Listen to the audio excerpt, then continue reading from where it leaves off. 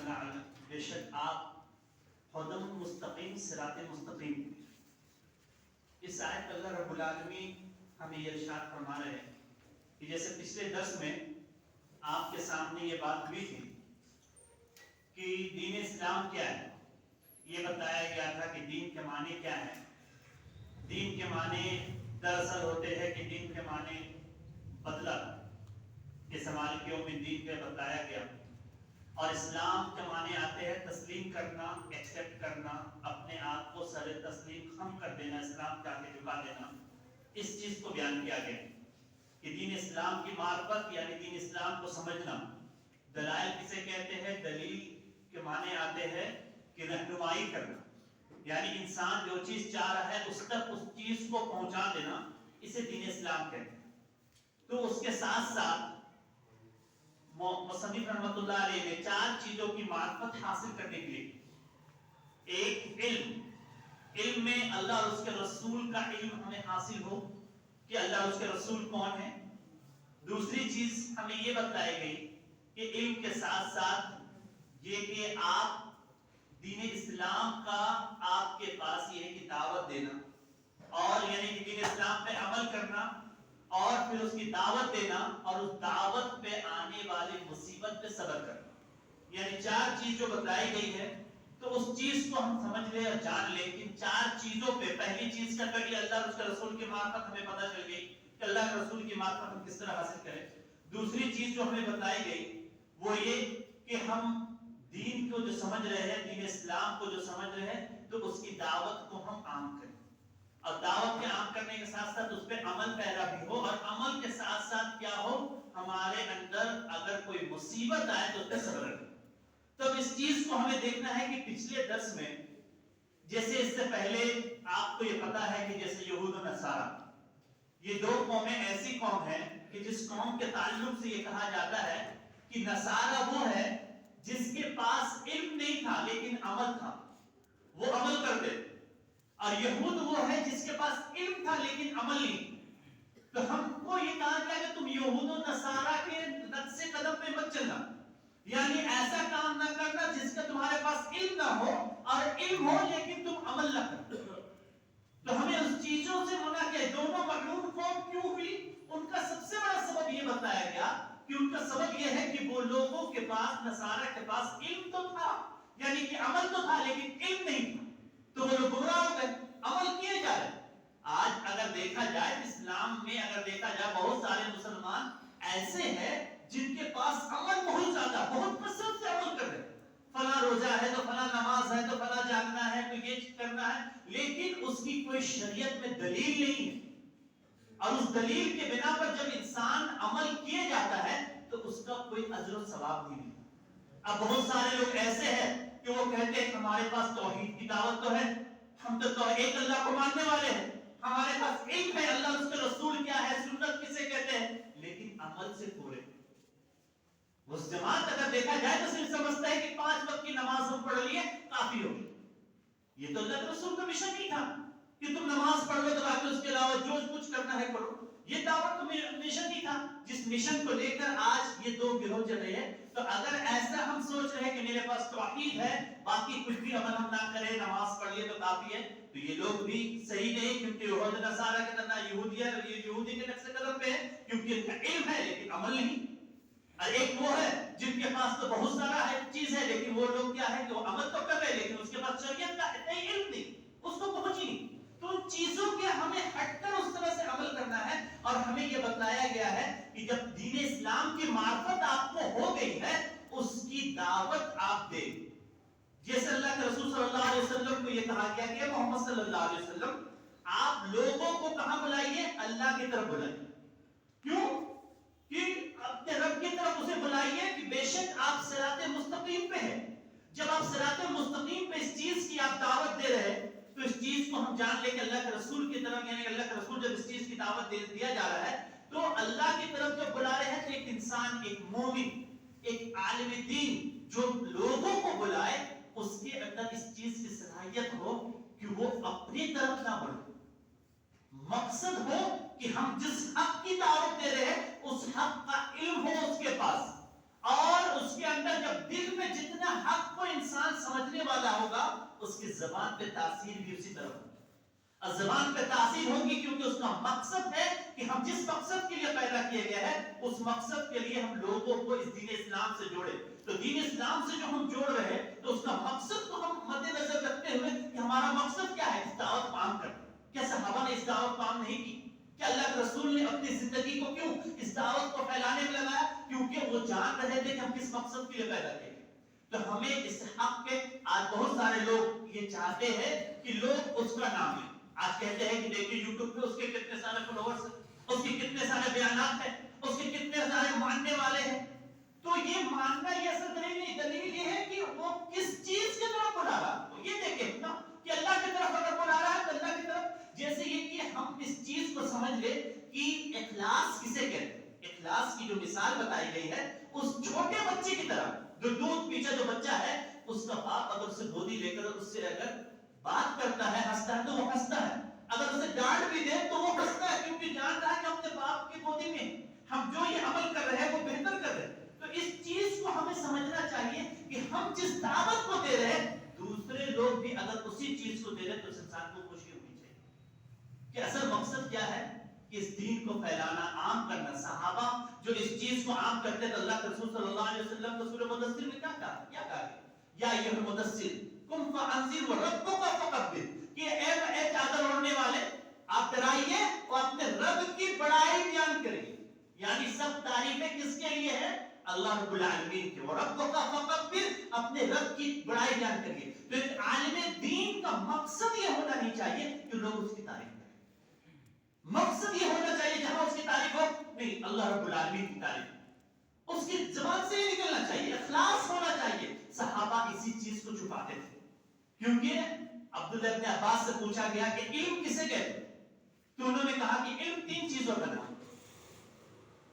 کتاب اللہ, سنت رسول اللہ, لا عالم. کہ جو اللہ کی کتاب میں یا قرآن میں, جو اللہ کے رسول کی سنت میں, اور ان دونوں میں اگر نہیں ہے لا عالم, مجھے نہیں پتا. یہ بتایا کہ سلف کا یہ طریقہ کہ بعض روایت میں آتا ہے کہ 40 صحابہ کی گروہ بیٹھی ہوئی ہوتی تھی. ایک سوال اگر ان سے پوچھا جاتا وہ سوال کہتے اس سے پوچھ لیں یہاں تک کہ پہلے پوچھ لیں.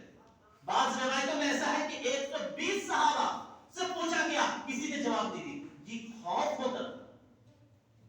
کہ وہ کس کے لیے کر رہے, ہو سکے کچھ غلطی ہو جائے, اتنے لوگ بیٹھے ہوئے. تو اکثر انسان کو یہ سوچنا چاہیے کہ ہم کس کی دعوت دے رہے ہیں. اللہ کی طرف بلا رہے ہیں تو اللہ کی دین کی معرفت آپ کو ہو. ہم کسی کو نماز کے لیے کہہ رہے ہیں کہ تم نماز پڑھو, نماز کا صحیح طریقہ مجھے ہی پتا.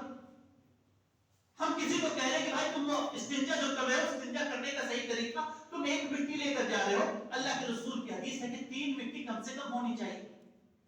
عدد میں تم یہ مٹی استعمال کر رہے ہو, اگر پانی نہیں ہے تو عدد میں ہونی چاہیے. تو اس کا علم ہمیں ہو تب تو ہم کسی کو بتائیں کہ تم بیٹھ کر جو کر رہے ہو تو اچھے سے بیٹھ کر تم کرو, اچھے سے کھکار لو, تب جا کر استنجا سے تم اٹھ سکتے ہو. یہ بتانے کا ایک طریقہ کہ اگر تم اس طرح سے کر رہے ہو, اگر تمہیں احساس ہو. بہت سارے لوگ آج بھائی نماز کیوں نہیں پڑھتے ہو, کیا مسئلہ ہے, نماز ہم اس لیے نہیں پڑھتے, بہت ساری مجبوری ہے. کیا مجبوری ہے پوچھا جاتا ہے. نہیں, ہم کو ایسا محسوس ہوتا ہے کہ کچھ قطرے ہمارے چھوٹے, حساب کا کچھ. تو اللہ کے رسول کی حدیث ہے کہ اللہ کے رسول نے فرمایا کہ ایسا اگر تمہیں وسوسہ ہو یا تمہیں احساس ہو کہ کھڑے ہونے کے بعد یا وضو کر رہے ہو تمہیں ایک قطرہ اگر گر گیا ہے, تو اللہ کے رسول نے کہا کہ تم نماز سے یعنی کہ وضو سے جب فارغ ہو جاؤ, جب اپنے دونوں پاؤں کو دھو لو تو ایک چلو پانی لے کر گرا دو اور ہاتھ میں جو پانی ہے اس سے اس طرح سے چھینٹا مار لو اپنی سرمگاہ میں, وہ تمہارے لیے کافی ہے باقی کے لیے. اب بتائیے کہ آج معاشرے میں کتنے ایسے آپ کے ملنے والے دوست احباب ہوں گے, آپ کے رشتہ دار ہوں گے جن لوگوں کا نماز سے دوری کا سبب یہ بتایا جاتا ہے. تو انہیں بتائیے کہ طریقہ یہ بتایا گیا کس طرح سے ہم کر سکتے ہیں. تو ہمیں یہ دیکھنا ہے کہ ہم کون سے طریقہ اپنائیں. اللہ کے رسول کی صحیح جب سنت ہمیں پتہ نہیں ہوگا ہم کسی کو دعوت کیسے دیں. حضرت عائشہ, عورتوں کو بھی چاہیے کہ حضرت عائشہ کے پاس کچھ یمنی عورتیں آئی تو اس کے پاس کیا تھا کہ ایسے دوپٹے تھے جو بالکل ایک دم باریک تھے, جسے کہتے ہیں نیٹ کا دوپٹہ. حضرت عائشہ یہ کہتی ان کے دوپٹے کو لے کر پھاڑ دیتی ہے اور کہتی ہے کہ مومنہ عورتوں کا یہ لباس نہیں ہے, اور اسے موٹا دوپٹہ دیتی کہ اس دوپٹے کو توڑو. تو ہماری عورتوں کو بھی چاہیے کہ جو عورتیں صحابیہ بھی اس طرح سے امہات المومنین بھی دعوت کا کام کرتی تھی عورتوں کے بیچ میں، تو آج ہمارے گھر کی عورتوں تک اگر صحیح دین اسلام نہیں پہنچے گا تو کیسے دعوت دیں؟ تو پہلے ہم کو خود سیکھنا ہوگا نا کہ ہم اس چیز کو دعوت جو ہم دے رہے تو اس دعوت کو دینے اور اس کے عمل کرنے کے پیچھے پہلے کہ اس کا علم مکمل ہمارے پاس ہو۔ اب کن لوگوں کے پاس مکمل نماز کا علم ہے کہ ہاں نماز میں کب ہمیں وسوسہ پیدا ہو، کب سجدہ سہو کرنا چاہیے، نماز میں کس وقت ہمیں یہ ہے کہ نماز کی حالت میں ہمیں باہر کا وسوسہ نہیں آئے، اس کے لیے خشوع اور خضوع کیسے پیدا ہو، تو اس کے لیے حدیثوں میں علماء کے اقوال کو جب پڑھیں گے تو پتہ چلے گا کہ اگر تم چاہتے ہو کہ نماز میں تم جب آؤ اب تمہیں باہر کے خیالات نہ آئے تو اس کے لیے کہا گیا ہے کہ اذان ہونے کے ساتھ آؤ یا اذان ہونے سے پہلے آؤ، کیونکہ تم باہر سے آتے ہو، تمہارا آدھا سے زیادہ ذہن باہر ہوتا ہے، جس کے سبب سے تم آتے ہو تو نماز جب تک ختم ہوتی ہے، تم نماز میں انٹر کرتے ہو، جب تک نماز ختم ہو جاتی ہے تب تک تمہارے باہر کے خیالات تمہارے ذہن سے نکلتے ہیں۔ تو اپنے ذہن سے ان خیالات کو نکالنے کے لیے پہلے آؤ، ذکر و اذکار میں اللہ کا ذکر کرو، اس کے طرف غور فکر کرو، نماز پڑھو، دعا کرو، تو باہر کے جو خیالات ہیں وہ نکل جائیں گے۔ اس کے بعد جب تم کھڑے ہو گے تو خشوع اور خضوع تمہارے اندر پیدا ہوگی۔ ان باریک باریک باتوں سے آج امت کے کتنے لوگ کہ ہم نماز تو پڑھ رہے ہیں لیکن وہ نماز کا اثر ہماری زندگی پہ نہیں دکھ رہی، اس کا سبب یہ ہے کہ نماز کا صحیح علم آج ہمارے پاس نہیں۔ تو ہم کیسے دوسروں کو کہیں کہ تم نماز کے لیے آؤ، نماز کا یہ طریقہ ایسے تم پڑھو، تو اس نماز کے طریقے کو پہلے ہم کو سیکھنا ہوگا، جاننا ہوگا۔ آج ہم میں سے کتنے لوگ نماز کے طریقوں کو سیکھنے کی کوشش کرتے تھے، اس چیز کا آج ہمارے پاس علم نہیں، ہم کوشش نہیں کر رہے۔ تو ہمیں آپ کو چاہیے کہ ان چیزوں کا علم حاصل کرے، اور علم حاصل کرنے کے ساتھ مقصد یہ ہو کہ جس مقصد کے لیے ہم اللہ کی عبادت کے لیے پیدا کیا گیا، اور ہم امت محمدیہ کی امت ہے تو ہمیں کس مقصد کے لیے کنتم خیر امت اخرجت للناس، لوگوں کے لیے ہم بھیجے گئے۔ کیا کیوں بھیجے گئے؟ تامرون بالمعروف، بھلائی کا حکم دینا۔ تو بھلائی کا حکم کب؟ جو آج ایسا نہیں کہ ایک انسان اگر کسی کی دعوت دین کی دعوت دے تو مکمل ایک عالم ہو تو ہی دعوت دے۔ آپ کو اگر کسی مسئلے میں کوئی حدیث پتا ہے، صحیح طریقہ پتا ہے، تو آپ اس ایک حدیث کو بھی لوگوں تک پہنچائیے، کیونکہ اللہ کے رسول نے اس کی بھی آواز سے ایک دلیل بیان کر دی، بلغ عنی ولو آیہ۔ اگر آپ صحیح منہج کو سمجھ رہے ہیں کہ یہی صحیح منہج ہے، صحیح طریقہ ہے، اسلام دین ہے، تو آپ اس کو پہنچائیے، کل آپ سے پوچھا جائے گا اس کے تعلق سے۔ اگر آپ کا کوئی پڑوسی ایسا ہو جسے صحیح دین نہیں پہنچا، آج بہت ساری عورتیں ہیں کہ جو اپنے سسرال میں غلط چیز کو دیکھتے ہوئے بھی نہیں بیان کر سکتی، کیسے کہ سسرال میں ہمارے تعلقات خراب ہو جائیں گے، ایسا نہیں۔ آپ اپنے سسرال میں بہت سارے مرد ایسے کہ اپنے سسرال میں جاتے ہیں تو وہاں پر دیکھتے کوئی غلط کام ہوتے ہوئے نہیں، یا کوئی اپنے نہیں ہے، تو ان سب چیزوں کو انسان کو پہلے ہی سوچنا ہوگا کس کے لیے کر رہے ہیں، اپنے لیے کہ اللہ کے لیے۔ جب اللہ کے لیے کر رہے ہیں تو ہمارے ہر تکلیف اگر ہمیں دو بات کہہ بھی دیا جائے تو برداشت کر لیں گے، ہمارے تعلقات ٹوٹے نہیں، اس طرح سے دعوت دے کہ اللہ کے رسول نے اس طرح سے دعوت نہیں دی کہ اپنے چچا کو ہمیشہ آخری عمر تک اللہ کے رسول صلی اللہ علیہ وسلم اپنے چچا کو دعوت کرتے رہے کہ نہیں، کیا ابو جہل کو دعوت، تو دعوت دیتے رہے وہ، اور اس حکمت کے ساتھ دیتے رہے کہ جس حکمت کے ساتھ دینے کا حکم ہے۔ آج دعوت دینے سے جانے سے پہلے ہم دعا مانگے جو موسیٰ علیہ السلام نے دعا مانگی، جو موسیٰ علیہ السلام کو کہا گیا کہ جاؤ فرعون کے پاس جا کر تم دعوت دین کرو، اس کو بتلاؤ، تو اس نے کیا کہی دعا مانگی؟ رب اشرح لی صدری ویسر لی امری واحلل عقدۃ من لسانی یفقهوا قولی۔ رب اشرح لی صدری، اے اللہ تو میرے دل کو کھول دے، ویسر لی امری، میرے معاملات کو آسان کر، اور ویسر لی امری یعنی کہ میرے دل کو کھول دے، میرے معاملات کو حکم، ویفقهوا قولی، تاکہ میری بات کو سمجھ۔ تو چاہے دین کی بات ہو، کہیں اصلاح کرنے جا رہے ہو، کسی کو کوئی چیز سمجھانے جا رہے ہو، تو ہم پہلے اپنے رب کو پکارتے ہی نہیں۔ رب نے کہا کہ تم پہلے مانگو کہ رب زدنی علما، اللہ رب العالمین اللہ ہمیں علم ایسا دے کہ اللہ جو چیز بھی ہم سنے ہیں کسی کو بتانے جائے تو اس چیز کا علم ہم اس کے بارے میں بتائیں، اس چیز کے بارے میں ہم بتائیں کیسے؟ جیسے موسیٰ علیہ السلام نے پہلے دعا کی، اس کے بعد فرشتوں سے جب پوچھا کہ اللہ رب العالمین نے جب پوچھے کہ جب آدم علیہ السلام کو کچھ ناموں کو سکھلائے تو فرشتوں کو جب کہا کہ تمہیں اس کا علم ہے تو انہوں نے کیا کہا؟ سبحانک لا علم لنا الا ما علمتنا انک انت العلیم الحکیم، کہ اے میرے رب تو پاک ہے، سبحانک ہمارے پاس علم نہیں مگر اتنا ہی جتنا تو سکھا،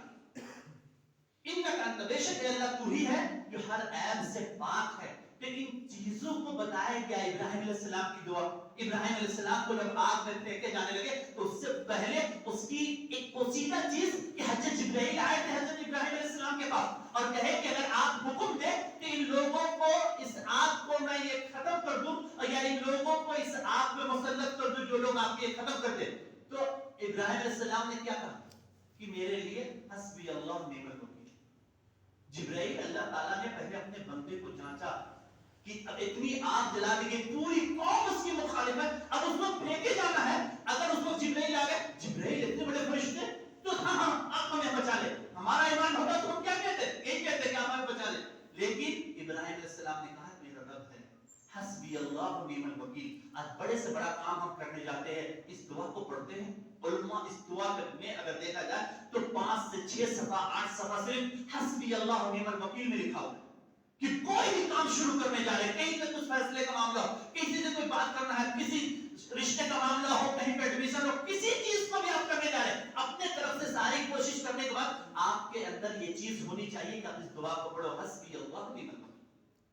آج یہ چیز ختم ہو چکی, یہ چھوٹی چھوٹی سنتیں. تو یہ دعوت دین ہم کب دیں گے جب اس دین کا علم ہمارے پاس ہوگا, تب مکمل علم کی اور اس مسئلے کا ہمیں علم حاصل ہو, تب ہم تو کسی کو بتا سکتے ہیں. آج اس چیز کے بارے میں ہمیں صحیح سے پتا نہیں اور ہم کہنے چل گئے, جب ہم سے 2 سوال کہا جاتا ہم چپ ہو جاتے یا کہتے ہیں کہ بھائی اس کی ذمہ داری عالم کی نہیں, ہر ایک امت محمدیہ ہر ایک فرد پہ آتی, کیونکہ اللہ نے کہا تم خیر امت, تم سب سے بہترین امت ہو. یہ بہتر کا لفظ تم پہ, خیر کا لفظ اس وقت لگے گا جب اس دعوت کو پھیلاؤ گے لوگوں تک, جس مسئلے میں بھی. آج یہ چیز ہمارے اندر ختم ہو گئی. ہم آج صرف ممبر محراب کے بھروسے بیٹھے ہوئے, ایک جمعہ کا خطبہ ہے جو ہمارے لیے کافی ہے, جمعہ میں ہر چیز بیان کی جائے. ایسا نہیں, کیا صحابہ صرف جمعہ کے بھروسے ہوتے تھے, ہر ان کے لیے اللہ کے رسول کی مجلسیں ہوتی تھی. آج دینی مجالس میں ہم کتنے اٹینڈ کرتے ہیں,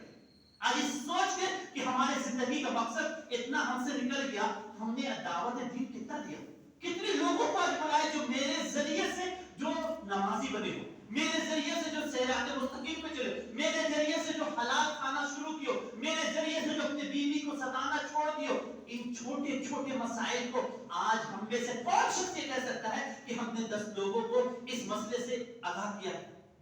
کہ نہیں بھائی تم اپنے بھائیوں کے ساتھ تعلقات اچھے رکھو, تم اپنی بیوی کے ساتھ تعلقات اچھے رکھو, تمہارے بیوی بال بچوں کا تم پہ حق ہے, تم کماتے ہو اس پہ خرچ کرو, یہ بھی تم سے پوچھا جائے گا. آج کتنے لوگوں کو اس علم ہے.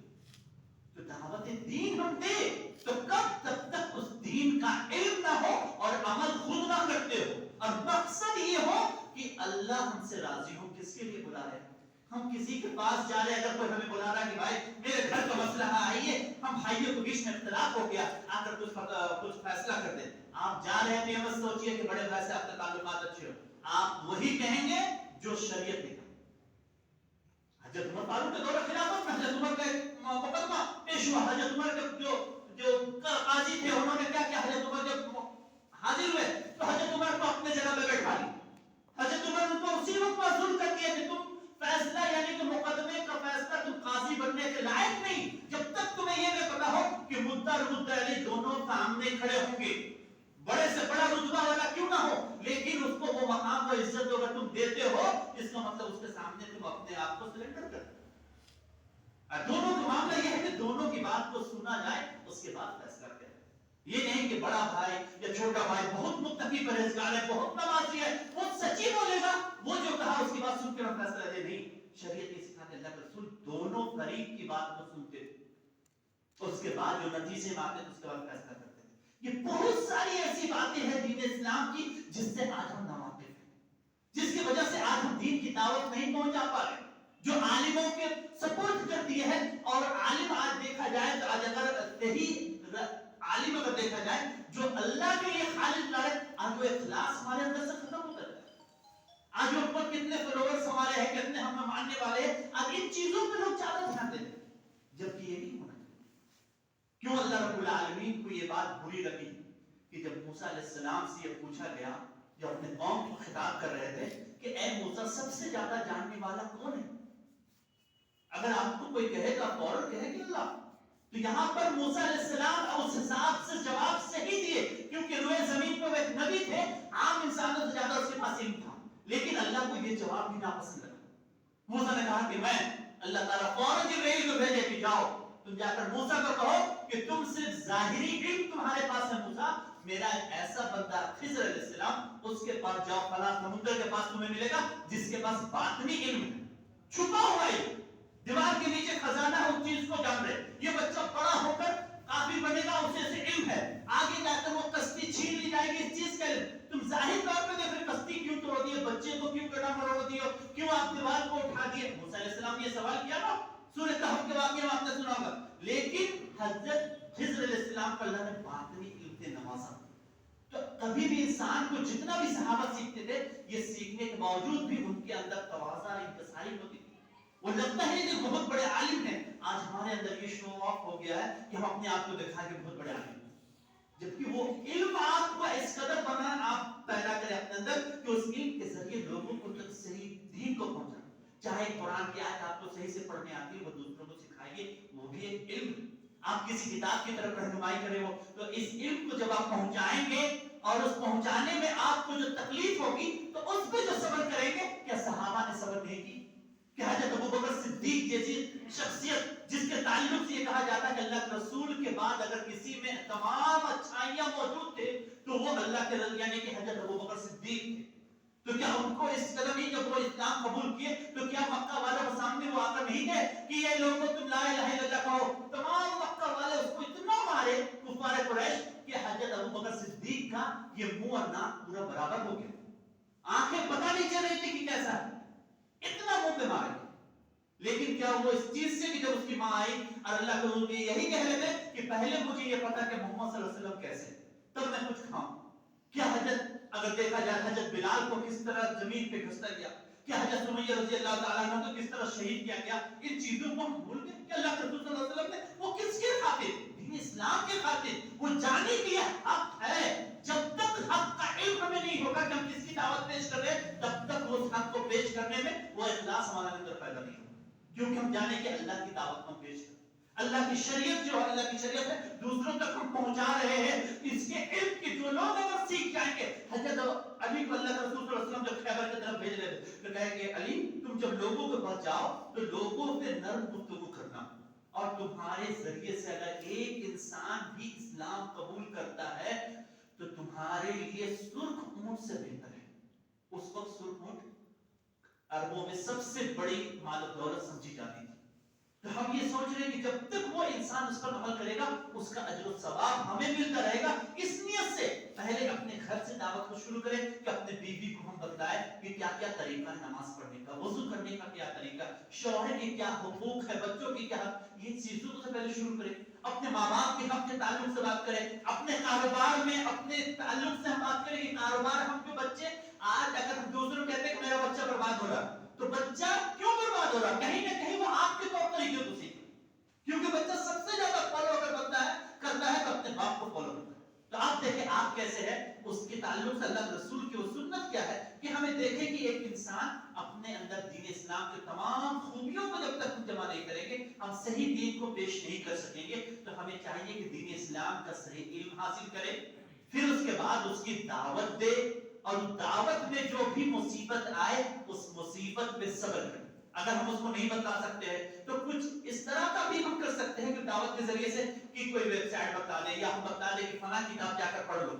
جا کر فلاں چیز کو سیکھ لو، اس کتاب میں دیا ہوگا، اس کتاب میں صحیح کتاب کہاں پہ ملے گی اس کی رہنمائی ہم کر دیے تو اس کا بھی اجر و ثواب ملے گا کہ لوگ جو پڑھیں گے، کہ آخری وقت میں اگر دیکھا جائے تو ان چیزوں کے ذریعے آپ کس طرح سے دعوت دے رہے ہیں، اللہ رب العالمین آپ کی نیت کو دیکھیں،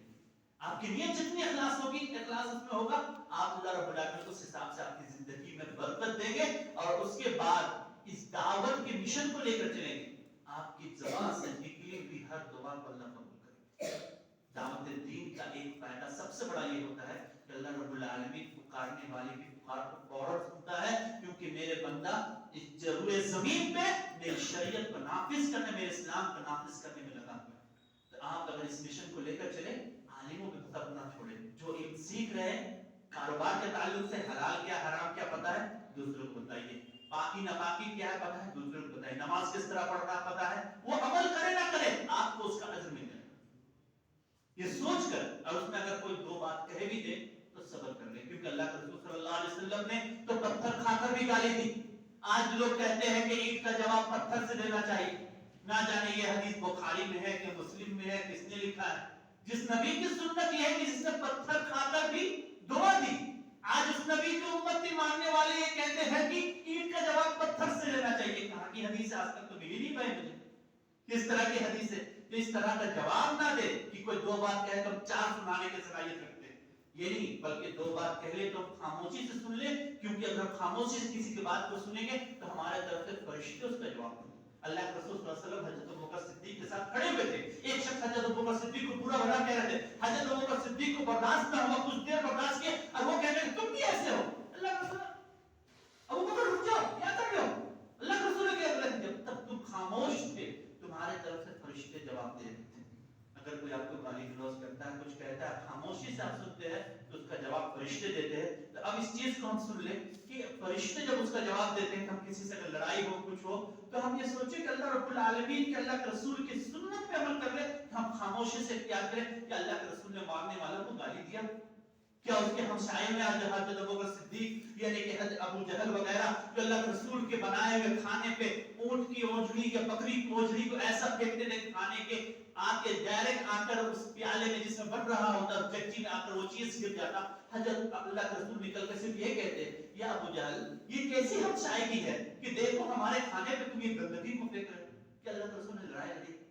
تو آج ہم اس کی امتی ہیں، ہمارے اندر بھی اخلاق ہونا چاہیے، وہ باتوں میں وہ مٹھاس ہونی چاہیے، تب جا کر وہ جذبہ ہمارے اندر پیدا ہوگا. اور کوشش کریں کہ ایک ہی حدیث تو ایک ہی حدیث دوسروں تک جس طرح پہنچانا ہے دوسروں تک یہ کام ہم کریں گے تاکہ اس کے ذریعے سے ہماری عبادتیں قبول ہو، ہماری دعاؤں قبول ہو. اس مقصد کو لے کے چلے نا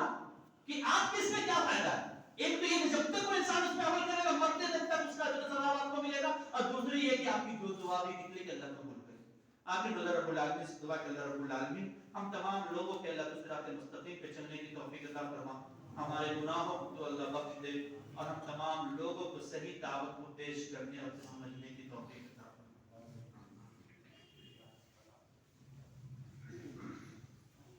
کوئی اس طرح کے سوال ہو سکتے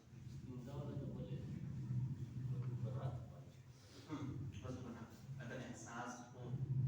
پیشاب کے قطرے کا گرنے کا بھی احساس ہو کہ گر گیا ہے تو وضو بنانے کے بعد لاسٹ میں پاؤں جب ہم بایاں پاؤں دھو لے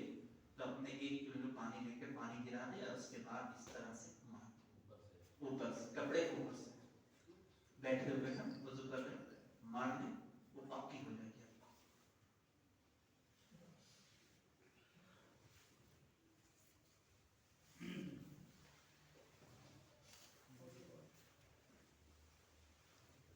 جی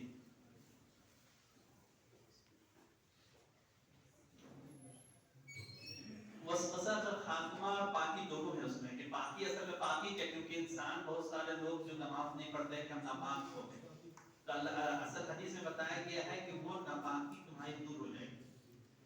وسوسہ نہیں، وہ چیز کا احساس ہو کہ ہاں ایک قطرہ گر گیا، گرنے کا ہے گر گیا تو پھر تو وسوسہ نہیں گر سکتا. بذات حدیث میں ہے کہ اس کا احساس ہو گیا ہے آپ کو